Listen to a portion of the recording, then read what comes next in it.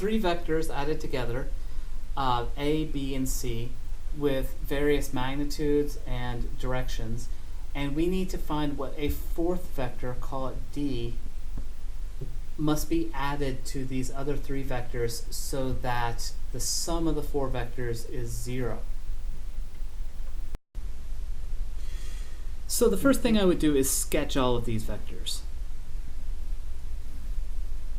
X, Y. So vector A is 113 units and 60 degrees south of west. So west would be this direction. You know, we generally take north to be upwards and east to be to the right. So west will be in the negative x direction and 60 degrees south of west. So I'm going to draw my vector A and label this angle theta A. And say that angle is theta A. So south of west, that means below west. That's 60 degrees. Okay, so vector B is almost twice as large as vector A, and it's 35 degrees south of east. So I'll draw a little bit bigger vector. Obviously, these are not to scale, both in terms of the angle or the magnitude of the vectors. That's theta B. And theta C is almost a little bit larger than vector A, and it's 23 degrees north of east. So that this is east, pointing in that direction. North of east must curve upwards.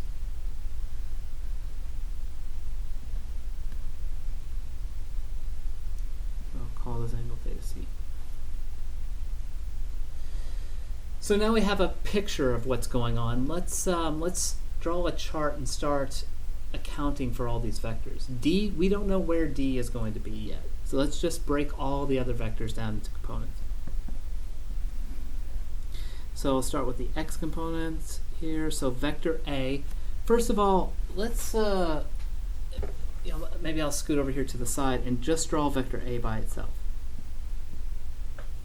Now it might be tempting to break it down into this little triangle, but don't do, well, I mean you can do that if you want to, but I would just go ahead and make this triangle out of it where AX is here and AY is there, because we are given this angle in the prompt. If we were to try to use this triangle, we would have to take 90, subtract this angle, so let's not worry about that. So then if I just guess a trig function, sine of theta A is equal to opposite AY over hypotenuse A, and cosine theta A is equal to adjacent to this angle AX over hypotenuse A. So here's where I'm going to find AX equals A cosine theta A. And that's going to be negative. It's in the negative direction. Right, so I got to put that negative sign in. The y is also going to be negative, and that is AY. Negative AY equals negative A sine of theta. Okay. For this problem, I'm just going to leave it in symbolic terms and not throw in all the numbers, because that's a massive time sink to have to put all those numbers into a calculator. I'm just going to keep going. B. Let's look at vector B. So in this case, I'm going to draw this triangle with BX, BY, and call this theta B. Why did I draw this triangle and not this one? Because this is the angle that's given to us in the prompt up here.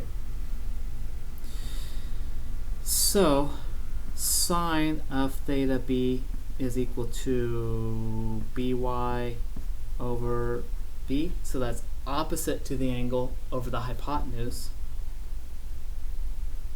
And cosine of theta B is equal to the adjacent BX over the hypotenuse B. So x is positive, y is negative, so positive bx equals positive b cosine of theta b. And negative by is equal to negative b sine of theta b. Let's look at C next. C is going to have both components are going to be positive.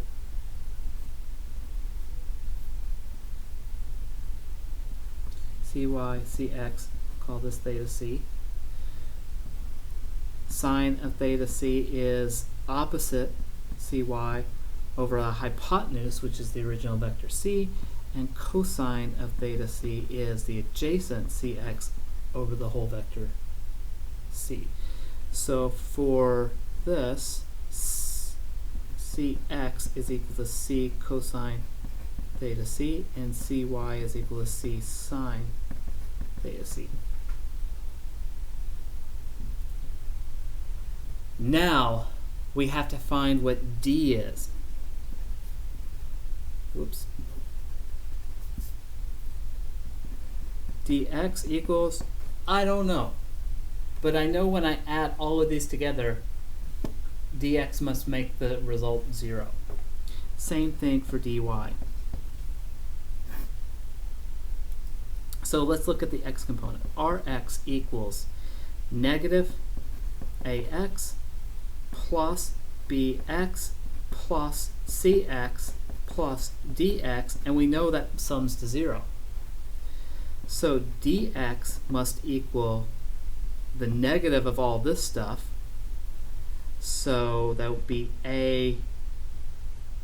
ax minus bx minus cx minus dx, or dx equals a cosine theta a minus b cosine theta b minus c cosine theta c. Oh, what did I do here? Oh, I put d in there twice. I'm sorry. Just chugging along, not thinking. So I solve for dx. All of this stuff gets moved to the other side and becomes the negative of the original. So dx then is equal to 113 units cosine of 60 degrees minus 222 units times cosine of 35.0 degrees minus 177 units times cosine of 23 degrees. dx must equal negative 288 units. And I'll leave it as an exercise for you to find the y component. But it's the same thing. You're going to, well, I'll write it down. So our y is equal to negative ay minus by plus cy plus dy equals 0. dy equals ay plus by minus cy equals, sorry, went too far. So dy must equal a sine of theta a plus b sine of theta b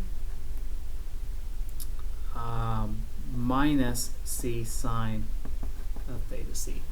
I'll let you put the numbers in and find the answer.